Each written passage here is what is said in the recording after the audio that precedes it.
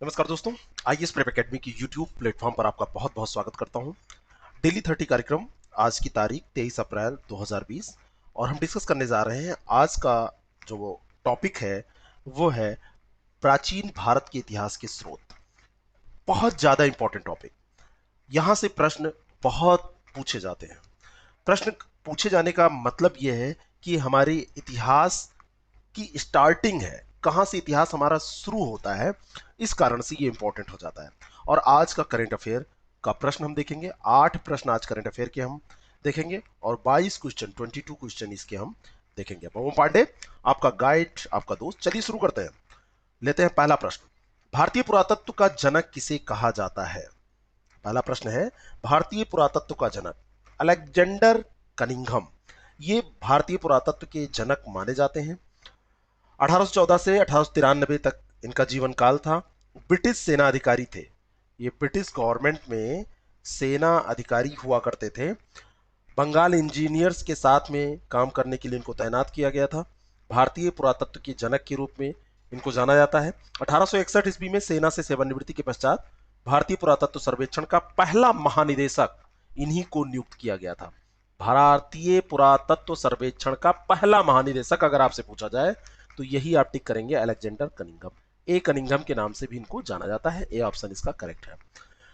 दूसरा प्रश्न है, भारतीय पुरातत्व सर्वेक्षण निम्नलिखित विभागों आबलिक मंत्रालयों में से किसका संलग्न कार्यालय, यानी कि किसके अंतर्गत आता है, किसके अंतर्गत कार्य करता है? यह प्रश्न हमने एक दिन करंट अफेयर के स्टेटमेंट में डिस्कस किया था।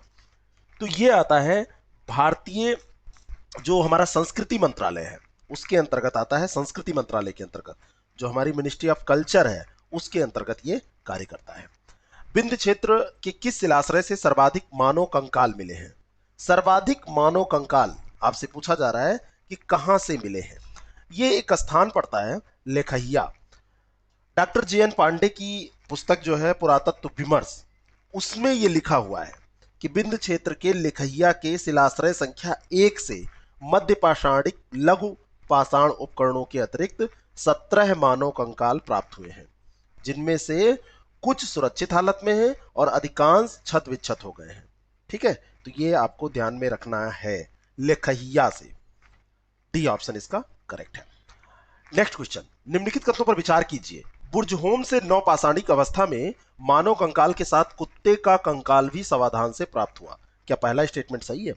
बिल्कुल सही स्टेटमेंट है।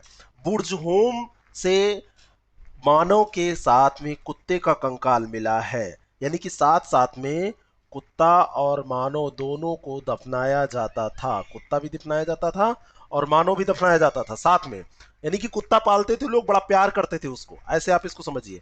बुर्जहोम महाराष्ट्र में स्थित है। बुर्जहोम महाराष्ट्र में स्थित नहीं है, जम्मू कश्मीर में स्थित है बुर्जहोम। तो दूसरा स्टेटमेंट गलत है, पहला स्टेटमेंट सही है।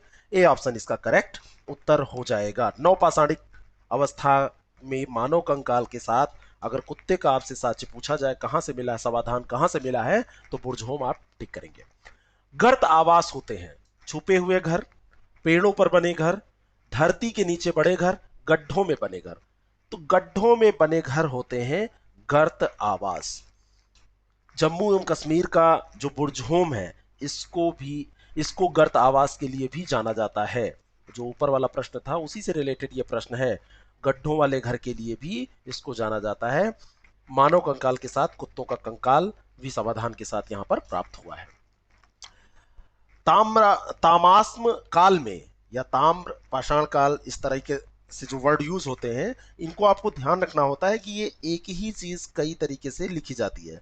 महाराष्ट्र के लोग मृतकों को घर की फर्श के नीचे किस तरह रखकर दफनाते थे, यानी दिशा कैसी होती थी? तो ये जो दिशा होती थी ये उत्तर से दक्षिण होती थी। उत्तर से दक्षिण दिशा होती थी। ठीक है, ये कोई व्यक्ति है वो खत्म हो गया तो उसको, ये नॉर्थ होता है ना, और ये साउथ, ये ईस्ट और ये वेस्ट, मैप में ऐसे ही होता है। तो ऐसे ही इसको दफना दिया जाता था, उत्तर से दक्षिण दिशा में दफनाया जाता था, ऐसे प्रमाण मिले हैं। जोरवे संस्कृति जो है तारपाषाण कालीन संस्कृति है, महाराष्ट्र की जोरवे संस्कृति। उसके नेवासा, दायमाबाद, कौठे, चंदोली, इमामगांव, ये जो स्थल हैं उनमें जो मृतकों के शव मिले हैं, जो मृतकों का मतलब ये कंकाल मिला है, अस्थि कलश में उनको रखकर उत्तर से दक्षिण स्थिति रहती थी, ऐसे दफनाया जाता था। ये आपको ध्यान में रखना है। अगला प्रश्न है, गैरिक मृदभांड पात्र ओसीपी, गैरिक मृदभांड पात्र ओसीपी, इसका नामकरण किसके नाम पर हुआ है? तो ये नामकरण हुआ है हस्तिनापुर के, हस्तिनापुर में इसका नामकरण ये हुआ है। और अगर आपसे एक ऑप्शन और दिया जाए अतरंजी खेड़ा, तो वो भी आपको ध्यान में रखना है। गंगा यमुना दोआब की सांस्कृतिक परंपरा उस संस्कृति के साथ शुरू होती है जिसे अपने अत्यंत विशिष्ट मृदभांड के नमूने के कारण जाना जाता है। तो ये वही हस्तिनापुर और अतरंजी खेड़ा से इसके ये नमूने प्राप्त हुए हैं। भारत में किस शिलाश्रय से सर्वाधिक चित्र प्राप्त हुए हैं? सर्वाधिक चित्र की बात हो रही है, तो ये शिलाश्रय है भीमबेटका। ए ऑप्शन यहां पर करेक्ट है। मध्य प्रदेश में भीमबेटका है। कहां पर है? मध्य प्रदेश, नोट कर लीजिए। यहां से 500 चित्राशय प्राप्त हुए हैं। यहां पर जो शिलाश्रय प्राप्त हुए हैं, चित्राशय नहीं, शिलाश्रय, शिलाश्रय जो प्राप्त हुए हैं वो कहां से प्राप्त हुए हैं? भीमबेटका से 500 लगभग में प्राप्त हुए हैं। राख का टीला निम्नलिखित में से किस नौपाषाणिक स्थल से संबंधित है? यह संबंधित है संगन कल्लू से। बी ऑप्शन इसका करेक्ट है। कर्नाटक में मैसूर के पास वेल्लारी जनपद, सबसे पहले तो आप ये कर्नाटक याद कर लीजिएगा, भूलिएगा ही नहीं। और यहां पे पड़ता है मैसूर, और मैसूर में पड़ता है वेल्लारी जनपद, वहीं पर है संगन कल्लू। ये जो संगन कल्लू है वहीं पर ये नवपाषाणिक का स्थल है, नवपाषाण काल का स्थल है। वहां से राख का टीला मिला है। विद्वान कहते हैं कि यहाँ जानवरों का गोबर इकट्ठा कर कर आग लगा दी गई थी, जिससे यह टीला बना था। यानी कि ये जो पोट्टी करते हैं जानवर, तो उनका जो गोबर होता है उसी को इकट्ठा करके आग लगा के ये राख का टीला बनाया गया था। ऐसा ये प्रमाण, मतलब ऐसा अंदाजा लगाया जाता है, ऐसे प्रमाण वहां पर पाए गए हैं। अगला प्रश्न है, बृहत पाषाण स्मारकों की पहचान की गई है किस रूप में? तो यह है मृतक को दफनाने के स्थान के रूप में। जो मृतक होते थे, जो मृत व्यक्ति होते थे, उनको दफनाने के स्थान के रूप में बृहत पाषाण स्मारकों की पहचान की गई है। बी ऑप्शन इसका करेक्ट है। नवपाषाण युगीन दक्षिण भारत में शवों को विभिन्न प्रकार की समाधियों में दफनाने की परंपरा रही है। विभिन्न प्रकार की समाधि, इन समाधियों को जो विशाल पाषाण खंडों से निर्मित है, बृहत पाषाण या मेगालिथ के नाम से जाना जाता है। बस यही आपको ध्यान रखना है। ये जो विशाल पाषाण खंड से निर्मित है, तो इनको बृहत पाषाण काल इसीलिए जाना जाता है या मेगालिथ के नाम से जाना जाता है, क्योंकि ये विशाल पाषाण से निर्मित है। ये शब्द पे ध्यान दीजिएगा। अगला प्रश्न, निम्नलिखित कथनों पर विचार कीजिए। नौदा टोली, ये टोली होगा, नौदा टोली मध्य प्रदेश के खरगोन जिले में नर्मदा नदी के दक्षिणी किनारे पर स्थित है। यहाँ पर दक्षिणी किनारे, बाएं किनारे, है ना, ये बहुत बार पूछा जाता है। उत्तरी किनारे, है ना, दाएं किनारे, इस तरह के प्रश्न बनते हैं ना। तो ये दक्षिणी किनारे पर स्थित है। क्या ये बात सही है? ये बिल्कुल सही है। इस पुरास्थल का उत्खनन एच.डी. संकालिया के नेतृत्व में किया गया था। ये भी स्टेटमेंट बिल्कुल सही है। ये अलग से प्रश्न बन सकता है, नौदा टोली, ये बना भी है प्रश्न कि ये किसके नेतृत्व में इसका उत्खनन हुआ था। तो दोनों के दोनों यहां पर सही है। सी ऑप्शन इसका करेक्ट है। नौदा टोली खरगोन जिले के नर्मदा नदी के दक्षिणी किनारे पर महेश्वर के दूसरी ओर स्थित है। इंदौर से लगभग ये 80 किलोमीटर की दूरी पर है। इंदौर जो शहर है इस समय कोरोना के चपेट में सबसे ज्यादा है। कोरोना वहां पर सबसे ज्यादा परेशान कर रखा है मध्य प्रदेश में, इंदौर में। वहां पे केसेस बहुत मिल रहे हैं, तो वहीं पर यह है, ध्यान रखिएगा। निम्नलिखित में से किस एक पुरास्थल से पाषाण संस्कृति से लेकर हड़प्पा सभ्यता तक के सांस्कृतिक अवशेष प्राप्त हुए हैं? ऐसा कौन सा स्थल है? एक स्थल है मेहरगढ़, पाकिस्तान में बलूचिस्तान जो है उसमें पुरास्थल मेहरगढ़ है। वहां पर पाषाण संस्कृति से लेकर हड़प्पा सभ्यता तक के सांस्कृतिक अवशेष प्राप्त हुए हैं। बलूचिस्तान पाकिस्तान में है, वही बलूचिस्तान में ये प्राप्त हुए हैं। ये ध्यान रखिएगा, बलूचिस्तान पाकिस्तानी स्थल है। भाई पहले जो पाकिस्तान है, ये पाकिस्तान भी इंडिया में ही हुआ करता था। ये तो भारत का जब विभाजन हुआ तभी ये गया। तो मैं तो अभी भी अपना परिवार ही इसको मानता हूं, लेकिन ये थोड़ा सा बदतमीजी करता रहता है। बस ये बदतमीजी सही कर ले तो हम लोगों को शामिल कर लेने में कोई दिक्कत नहीं है। निम्नलिखित में से किसको चालकोलिथिक युग भी कहा जाता है? चालकोलिथिक युग भी किसे कहा जाता है? कभी कैल्कोलिथिक भी इसको पढ़ा जाता है। इसका जो उच्चारण है वो कैल्कोलिथिक होता है। तो दोनों रूपों में आपको ये मिल सकता है। किसको कहा जाता है? तो ताम्र पाषाण जो युग है, ताम्र पाषाण युग, इसी को कैल्कोलिथिक युग कहा जाता है। सी ऑप्शन इसका करेक्ट है। ताम्रपाषाण युग या ताम्रपाषाण संस्कृति, इसका आरंभ नवपाषाण युग के जस्ट बाद में हुआ। जो नवपाषाण युग है, नवपाषाण युग के बाद में आता है ये ताम्रपाषाण युग। ध्यान रखिएगा, इसमें उपकरण, औजार, हथियार निर्माण में पत्थर के साथ साथ में तांबे का प्रयोग होने लगा था, इसीलिए ऐसा इसको कहते हैं। निम्नलिखित कथनों पर विचार कीजिए। दो स्टेटमेंट है। प्राचीन उपद्वीप में प्राचीनतम कृषि वाला जो साक्ष्य मिला है, कृषि साक्ष्य वाला जो स्थल है, उत्तर प्रदेश के संत कबीर नगर जिले में स्थित लहुरा देव है। सबसे पहले तो आप ये देखिए कि लहुरा देव है कि नहीं है। तो ये बिल्कुल सही है, लहुरा देव ये है। अब देखिए, क्या ये संत कबीर नगर जिले में स्थित है? ये भी बात बिल्कुल सही है। और पूरे भारतीय उपमहाद्वीप में प्राचीनतम कृषि साक्ष्य वाला यह स्थल है, ये भी सही है। देखिए, इसमें तीन मतलब अलग अलग फैक्ट है एक स्टेटमेंट पे। दूसरा स्टेटमेंट अलग है। प्राचीनतम चावल के साक्ष्य वाला स्थल कोल्डीवा है, जो इलाहाबाद जिले में बेलन नदी के तट पर स्थित है। अब इलाहाबाद जिले में स्थित है कोल्डीवा, क्या? बिल्कुल सही है। और यहां क्या प्राचीनतम चावल के साक्ष्य मिले हैं? ये भी सही है। तो दोनों के दोनों स्टेटमेंट सही हैं। सी ऑप्शन यहां पर करेक्ट हो जाएगा। नेक्स्ट क्वेश्चन, मानव द्वारा सर्वप्रथम प्रयुक्त अनाज कौन सा था? कई अनाजों की खेती मानव ने शुरू में किया, गेहूं, चावल, जौ, मक्का, बाजरा, सोरगम, राई, जई। लेकिन इसमें जौ जो था, ये माना जाता है पहला प्रयुक्त अनाज था मानव के द्वारा। ठीक है, निम्नलिखित कथनों पर विचार कीजिए। पहला स्टेटमेंट है, दमदमा में 3 मानव कंकाल एक साथ दफनाए हुए मिले हैं। दमदमा, दमदमा स्थल सुल्तानपुर के निकट उत्खनन स्थल है। क्या ये बात सही है? ये गलत है। ये प्रतापगढ़ में है। कहां पर? प्रतापगढ़ में ये स्थित है।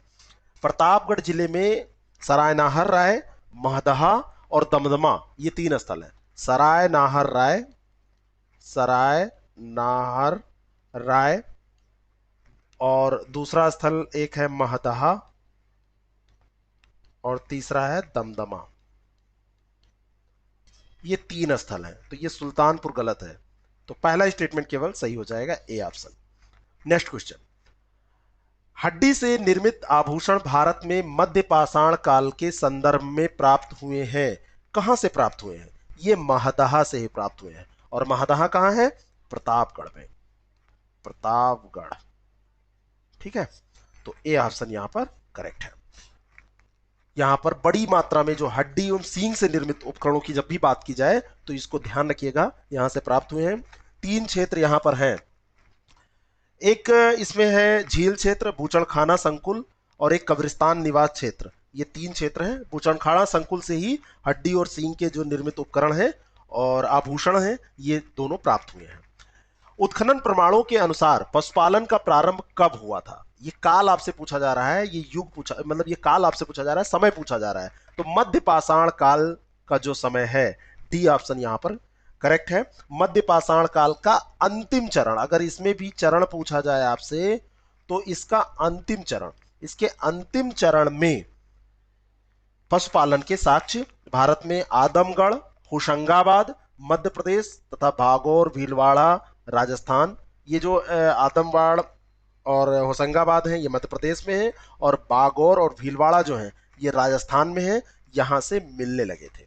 ठीक है, तो ये अंतिम चरण था मध्य पाषाण काल का। मध्य प्रदेश और राजस्थान, मध्य प्रदेश में आदमगढ़ और होशंगाबाद, और बागौर और भीलवाड़ा राजस्थान में, ध्यान रखना।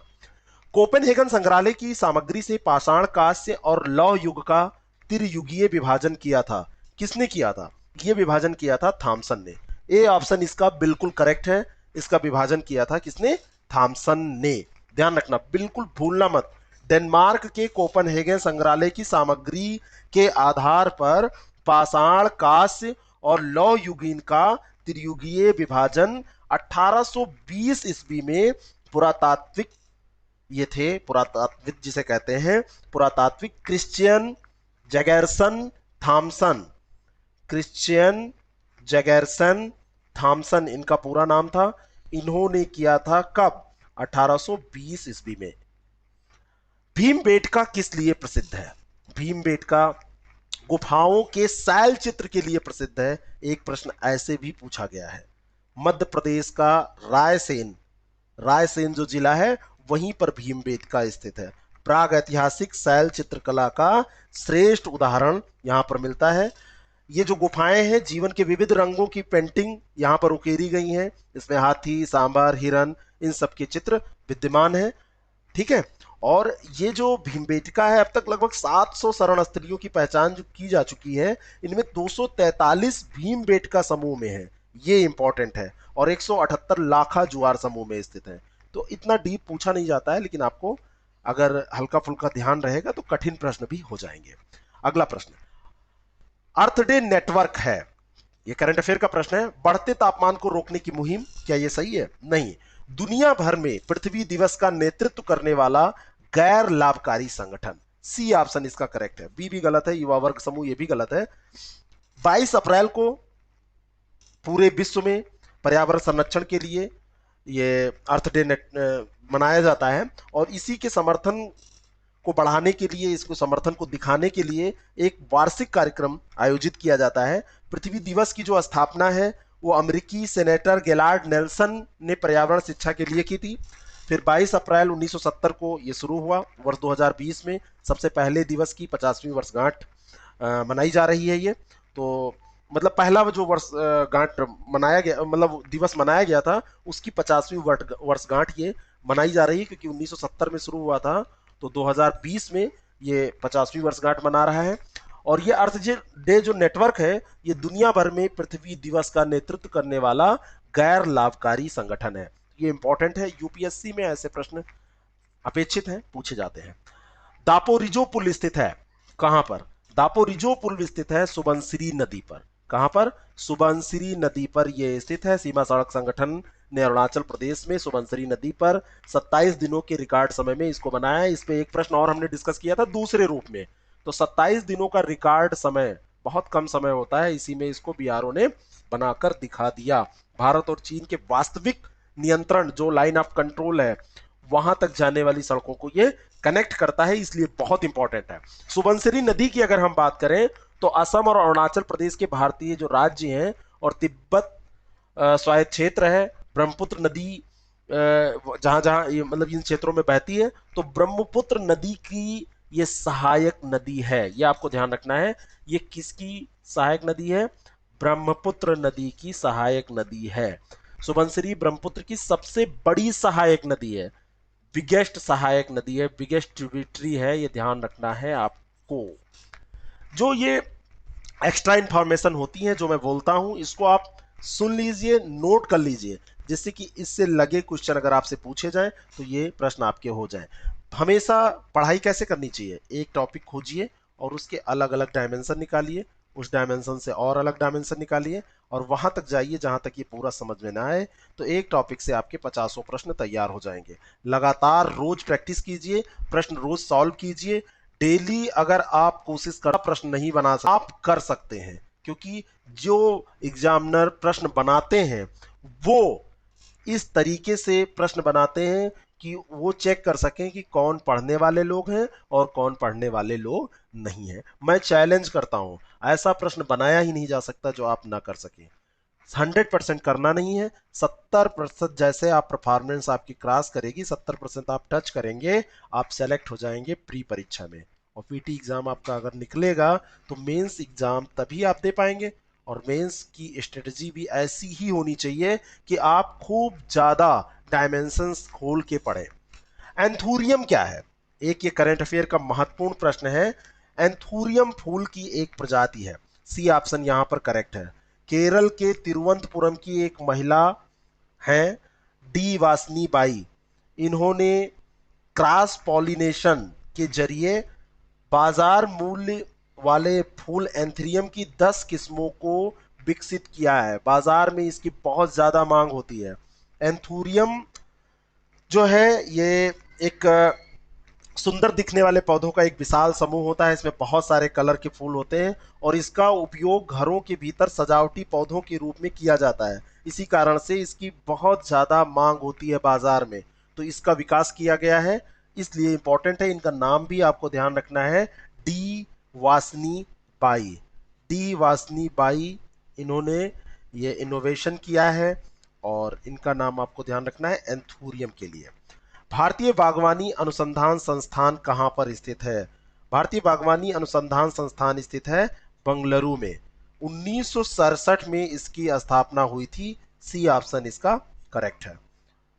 नेक्स्ट क्वेश्चन, विद्यादान 2.0 कार्यक्रम किस मंत्रालय द्वारा शुरू किया गया है? कौन सा मंत्रालय इसको चलाता है? तो मानव संसाधन विकास मंत्रालय। और इसके मिनिस्टर कौन है? ये एक दिन मैंने प्रश्न पूछा था। जो पोखरियाल यूके के उत्तराखंड के पहले सीएम हुआ करते थे, निशंक पोखरियाल जी, वही अब इस विभाग के मंत्री हैं, कैबिनेट मंत्री। निम्न में से किस देश द्वारा नूर नामक अपना पहला सैन्य उपग्रह लॉन्च किया गया? तो नूर नामक जो पहला सैन्य उपग्रह है, ये लॉन्च किया गया है किसके द्वारा? ये देश है ईरान। ईरान ने 22 अप्रैल 2020 को अपने पहले सैन्य उपग्रह को सफलतापूर्वक लॉन्च किया और इस सैन्य उपग्रह का प्रक्षेपण ईरान के मध्य रेगिस्तान से किया गया है, सेंट्रल डिजर्ट जो वहां पर है। दस्त-ए-काबिर को आपको मैप में देखना है। दस्त-ए-काबिर मैं सारा कुछ मैप में दिखा सकता हूं, लेकिन ये क्लास चली जाएगी 45 से 50 मिनट, कभी कभी 1 घंटे की। आप लोग ही बोर होंगे कि 1 घंटे में 30 प्रश्न क्या तैयार करें। इसलिए थोड़ा बहुत काम आप भी करिए जिससे कि ये क्लास बोझिल ना हो पाए। यहाँ पर एक चीज मैं बता दूं आपको, विद्यादान 2.0 जो कार्यक्रम है ये किस लिए है? विद्यादान ई लर्निंग सामग्री को विकसित करने तथा योगदान करने हेतु राष्ट्रीय स्तर पर मान्यता प्राप्त करने के लिए एक सामान्य राष्ट्रीय कार्यक्रम है जिससे गुणवत्तापूर्ण शिक्षा की निरंतरता, कंटिन्यूटी सुनिश्चित हो सके। स्कूल और उच्च शिक्षा दोनों के लिए ई लर्निंग सॉल्यूशन ये उपलब्ध कराएगा। बस आपको ध्यान में ये रखना है, ई लर्निंग से ये रिलेटेड है, आप ई लर्निंग ही कर रहे हैं इस समय। ठीक है, अगला प्रश्न, गार्टनर 2019 डिजिटल वर्कप्लेस सर्वे के अनुसार विश्व का सबसे डिजिटल रूप से कुशल देश कौन सा है जिसमें सबसे बड़ा और कुशल जेन जेड कार्यबल उपलब्ध है? और ये देश कौन सा है ये आपको बताना है। तो ये देश है भारत। डी ऑप्शन यहां पर करेक्ट है। 2019 गार्टनर 2019 डिजिटल कार्यस्थल सर्वेक्षण जो किया गया है, इसमें भारत विश्व का सबसे डिजिटल कुशल देश है, ये ध्यान रखना आप।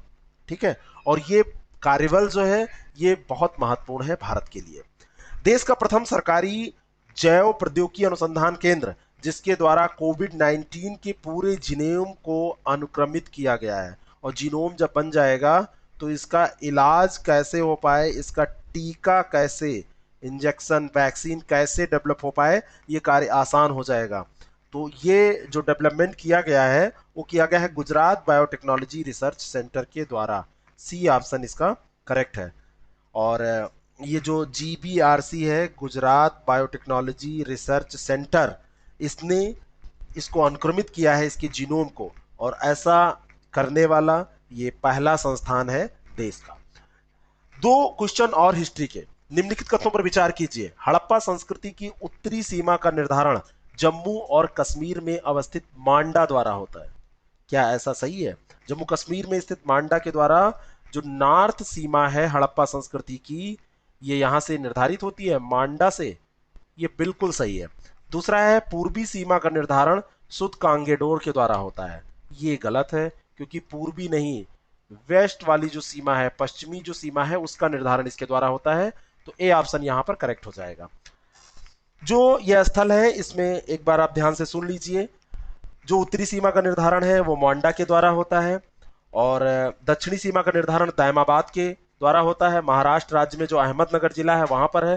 पूर्वी सीमा का निर्धारण आलमगीर के द्वारा, आलमगीरपुर के द्वारा, उत्तर प्रदेश के मेरठ में स्थित है, यमुना की सहायक नदी जो हिंडन है उसके तट पर। और जो पश्चिमी सीमा का निर्धारण है, आप इसको ऐसे बना लीजिए, जो पश्चिमी सीमा का निर्धारण है ये सुतकांगेडोर के द्वारा, उत्तरी सीमा का मांडा के द्वारा, दक्षिणी सीमा के दायमाबाद के द्वारा, और पूर्वी सीमा का निर्धारण आलमगीर के द्वारा होता है, आलमगीरपुर के द्वारा। ठीक है, तो SMAD इसको ध्यान रखिएगा, या डैम्स करके ध्यान रखिए, लेकिन ध्यान रखिए कि कहां से आपने शुरू किया था। डैम से शुरू करेंगे तो डैम से शुरू करने पे आप साउथ से चल रहे हैं, ऐसे इसको ध्यान रखिए।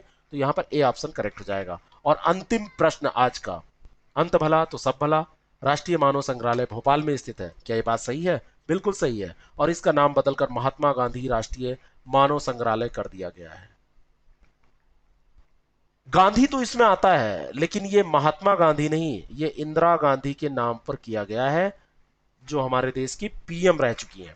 कितने क्रम की पीएम थी, यानी कि कितने नंबर की पीएम थी इंदिरा गांधी, कमेंट करके आपको बताना है। पार्टिसिपेशन जरूर कीजिए। आप जब पार्टिसिपेट नहीं करते हैं तो आप, ऐसा लगता है कि जागृत अवस्था में नहीं है, आप सो के पढ़ाई कर रहे हैं। और ये एग्जाम ऐसा नहीं है कि आप सो के पास कर पाएंगे। आपको हर हाल में जगना है, हमेशा पढ़ते रहना है, अनवरत मेहनत करनी है, ऊर्जा भरे रहना है, तभी ये हो पाएगा। तो ए ऑप्शन यहां पर करेक्ट है। ए ऑप्शन ये बिल्कुल करेक्ट है। और दूसरा यहां पर ये गलत है, अगर इंदिरा गांधी दिया होता तो ये बिल्कुल सही होता। ठीक है। भोपाल मध्य प्रदेश में है, इतना तो आपको पता है। और भारत सरकार का जो संस्कृति विभाग है उसी के अंतर्गत एक ये स्वायत्त शासी संगठन है। ठीक है, स्वायत्त शासी ये संगठन है। हमारी टीम की तरफ से आपके लिए सूचना है कि अगर आप यूपीपीएससी का कोई भी एग्जाम, यूपीपीसीएस 2020 या आरओ 2016 या बीओ 2019 का एग्जाम देने वाले हैं, आप तैयारी कर रहे हैं, तो आप हमारी टेस्ट सीरीज को देख सकते हैं, ज्वाइन कर सकते हैं, जिससे आपकी तैयारी अंतिम रूप से सही हो जाए। और अच्छे प्रश्न हैं उसमें, टीम वर्क है, अच्छे से उसको बनाया गया है, तो आप उसको देख लीजिए। अगर आपको लगता है कि वो काम का है तो आप उसको ज्वाइन कर सकते हैं। कोई दबाव नहीं है, बस ये सूचना मात्र है। आपको ये वीडियो कैसा लगता है जरूर बताएं, लोगों तक पहुंचाएं जो घर पर बैठ के पढ़ाई कर रहे हैं। और अगर आपको ये पसंद आता है तो लाइक बटन दबाना मत भूलें। पहली बार देख रहे हैं इस चैनल को तो आप सब्सक्राइब कर लें, जिससे कि आपके अगले वीडियो का जो एक इंतजार रहता है आपको, वो बहुत ज्यादा ढूंढ के ना करना पड़े, आप तक वो पहुंच जाए। इसलिए बेल आइकॉन भी आप जरूर प्रेस करें। Thank you very much.